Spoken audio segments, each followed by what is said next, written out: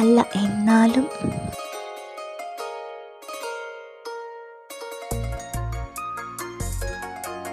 എനിക്കെങ്ങനെയുണ്ട് ഞാൻ അമ്മയോട് പറയില്ലേ. ശരി, എന്നാ അരുൺ സാറിൻ്റെ കാര്യം എന്താകും എന്തോ. ഞാൻ ദേ പോണ്.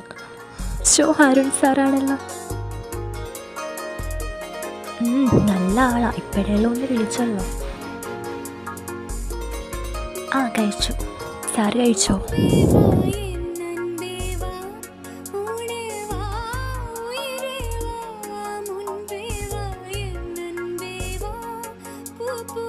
വേറെ ഏതെവിടെയും വിളിക്കാതായിരിക്കും ഇയാൾക്ക്.